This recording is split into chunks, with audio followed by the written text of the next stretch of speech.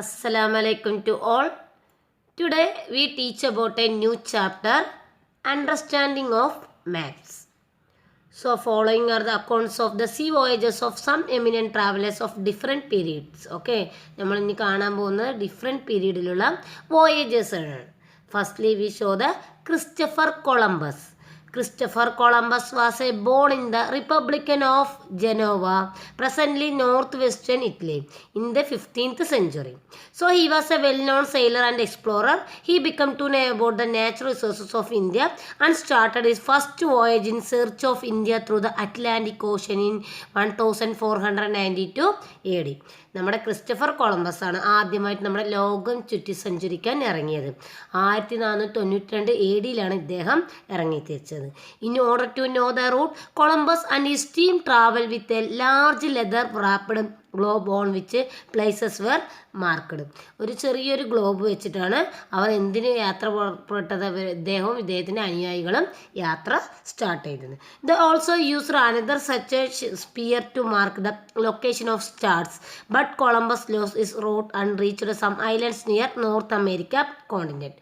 പക്ഷേ ഇദ്ദേഹത്തിന് കറക്റ്റായിട്ട് അദ്ദേഹത്തിൻ്റെ ആ പ്ലേസിൽ എത്താൻ കഴിഞ്ഞില്ല. ഇദ്ദേഹം റൂട്ട് മാറിപ്പോയി. അതുകൊണ്ട് ഇദ്ദേഹം നോർത്ത് അമേരിക്കൻ കോണ്ടിനെൻറ്റിലേക്ക് എത്തിപ്പെടുകയും ചെയ്തു. This was because of the lack of accurate maps and other navigational AIDS. അപ്പോൾ ഇതിൻ്റെ റീസൺ എന്തെന്ന് വെച്ചാൽ ഇദ്ദേഹത്തിന് കറക്റ്റ് അക്യുറേറ്റ് ആയിട്ടുള്ള മാപ്സോ അല്ലെങ്കിൽ നമ്മുടെ ഇന്നത്തെ കാലത്ത് ഉണ്ടായിരുന്ന GPS നാവിഗേഷൻ സിസ്റ്റമോ റൂട്ട് മാപ്പ് ഒന്നും ഇദ്ദേഹത്തിന് ഇല്ലാത്തത് കൊണ്ടാണ് ഇദ്ദേഹം വഴിതെറ്റി വേറൊരു രാജ്യത്തേക്ക് എത്തിയത്. ഓക്കെ, സോ ഇതാണ് ക്രിസ്റ്റഫർ കൊളംബസിനെ കുറിച്ച് പറയാനുള്ളത്.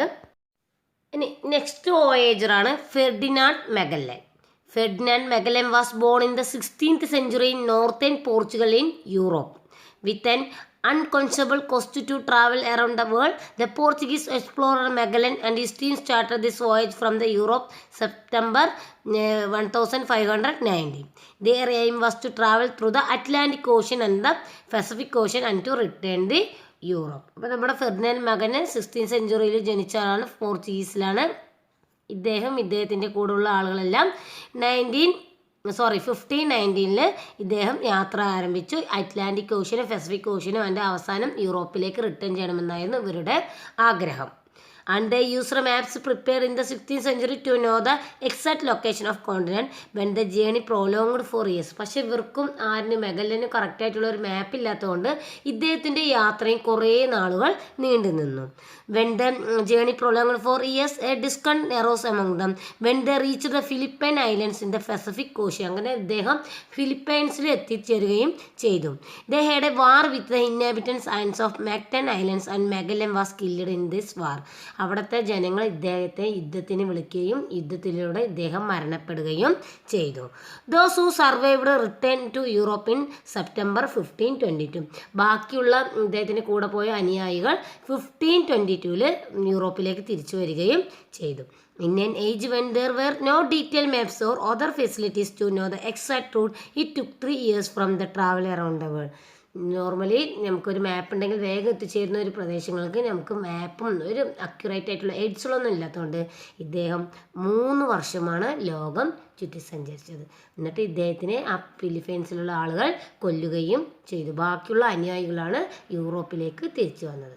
So it is the lack of the map and aids. Okay, ഇനി നെക്സ്റ്റ് നമുക്ക് ലെഫ്റ്റനന്റ് കമാൻഡർ അഭിലാഷ് ടോമിയെ കുറിച്ച് നോക്കാം. The Indian sailor Abhilash Tomy was born at Tripunithura in the Ernakulam district of Kerala. He set out on a sea voyage around the world from Mumbai in November 2012. നമ്മുടെ കേരളക്കാർക്ക് അഭിമാനം കൊള്ളുന്ന pride ചെയ്യുന്ന ഒരു ഇമ്പോർട്ടൻ്റ് ഒരു ഗ്രേറ്റ് പേഴ്സണാലിറ്റി ആയിരുന്നു അഭിലാഷ് ടോമി. ഇദ്ദേഹം മുംബൈയിൽ നിന്ന് November 2012 വേൾഡ് ലോകം ചുറ്റി സഞ്ചരിക്കാൻ അദ്ദേഹത്തിൻ്റെ പായ്വഞ്ചിയിൽ ഒറ്റയ്ക്ക് യാത്ര ചെയ്ത ഒരു ഗ്രേറ്റ് ഒരാളായിരുന്നു, നാവിഗേഷനായിരുന്നു നമ്മുടെ Abhilash Tomy.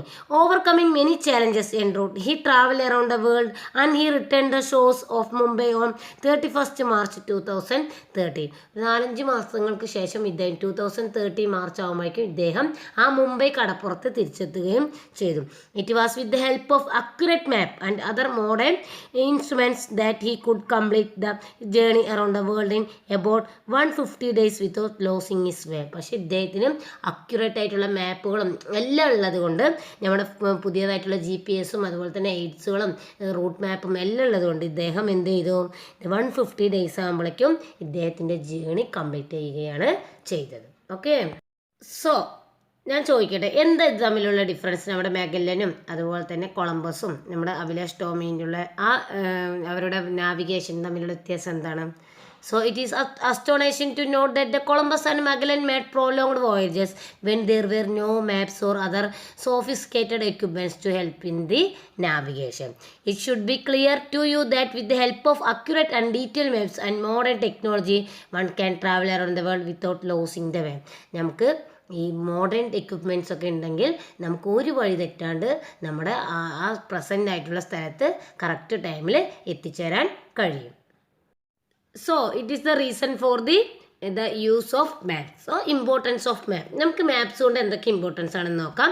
Maps are important tools for geographers. You can illustrate your classroom, school and its premises and your locality on your paper. Or similarly, any place on the earth can be illustrated on a paper. So map is very important. The meaning of map is true representation of the features of earth's surface on a two-dimensional plane is called a map. It is believed that maps were a use of centuries, but they were not as accurate as a modern maps. നമ്മുടെ പണ്ട് കാലങ്ങളിൽ ഈ മാപ്സുകളൊക്കെ ഉപയോഗിച്ചിട്ടുണ്ടായിരുന്നു, പക്ഷേ നമ്മുടെ ഇന്നത്തെ modern maps പോലെ ഒരു accurate ആയിരുന്നില്ല.